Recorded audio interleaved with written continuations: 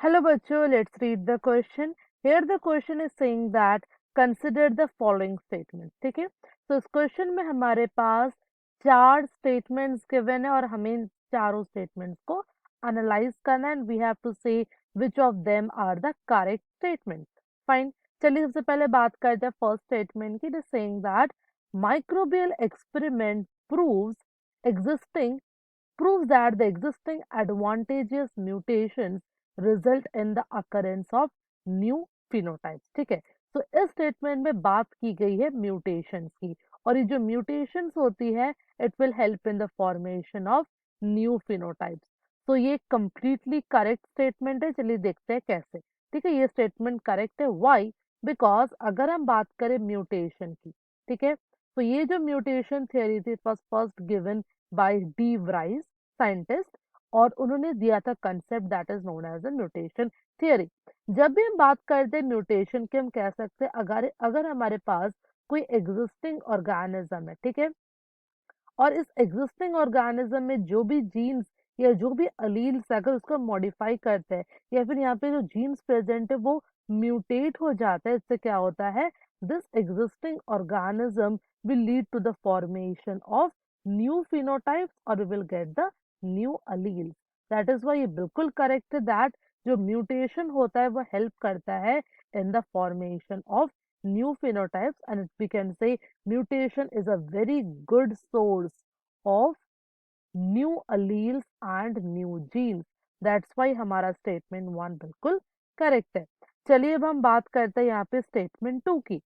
Statement 2 is saying that Neanderthal fossils represent a human relative. ठीक है, तो ये जो Neanderthal fossils है वो रिलेशन शो करता है विद द ह्यूमन बींग्स. ठीक है, जब हम बात करते हैं नियंडरथाल्स की तो हम कह सकते हैं नियंडरथाल्स जो है they are the closest and they are the ancient human relatives. ठीक है, so they are the closest and the ancient human relatives. ऐसा क्यों? Because both the Neanderthal and the modern human being, इनका जो genus होता है वो same होता है.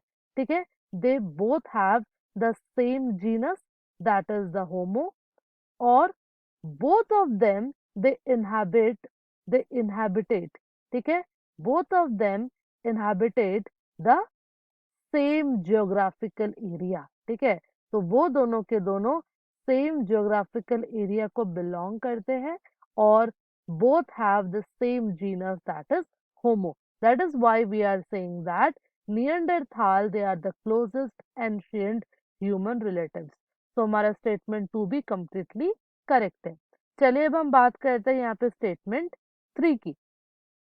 Statement 3 is saying that coelacanths, that is the lobe fins, thought to be extinct, evolved into the first living amphibian on both land and water. ठीक है, जब हम बात करते हैं एम्फीबियंस की, ठीक है, हम कह सकते हैं एम्फीबियंस ऐसे ऑर्गेनिज्म है जो सरवाइव कर सकते हैं both in land as well as in water. ठीक है, अब चलिए बात करते हैं एम्फीबियंस कैसे इवॉल्व हुए. ठीक है, तो हम कह सकते हैं the amphibians were evolved 350 million years ago. ठीक है, 350 मिलियन ईयर्स अगो ये इवॉल्व हुए थे फ्रॉम दिस लोब फिन्स. ठीक है, फ्रॉम द लोब फिन्स या कह सकते हैं from the coelacanth basically the amphibians were evolved. तो हमारा स्टेटमेंट 3 भी कंप्लीटली यहाँ पे करेक्ट है. चलिए अब हम बात करते हैं लास्ट स्टेटमेंट की given here, that is Alfred Wallace. Alfred Wallace, a naturalist, drew similar conclusion on natural selection as reached by Darwinism. ठीक है, डार्विनिज्म. ठीक है, जब हम बात करते हैं नेचुरल सिलेक्शन की, तो नेचुरल सिलेक्शन हम कह सकते हैं ये एक बहुत इंपॉर्टेंट थियरी है, कह सकते हैं बहुत इंपॉर्टेंट कंसेप्ट है ऑफ द इवोल्यूशन, और we can say it is the major driver of evolution, ये कह सकते हैं मेजर सोर्स ऑफ इवोल्यूशन. और ये जो कॉन्सेप्ट था it was first given by the scientist known as Charles Darwin. ठीक है, दैट्स व्हाई इस थियरी को हम डार्विन थियरी भी कहते हैं। बट डार्विन के अलावा जो जिसने नेचुरल सिलेक्शन के बारे में बताया था, दैट वाज एल्फ्रेड वेलेस। ठीक है, एल्फ्रेड वेलेस इतना पॉपुलर नहीं था, बट उन्होंने भी कंसेप्ट दिया था रिगार्डिंग दिस नेचुरल सिलेक्शन।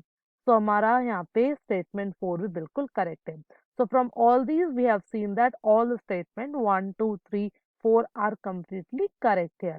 तो जो हमारे यहाँ पे करेक्ट आंसर होगा, that will be option D.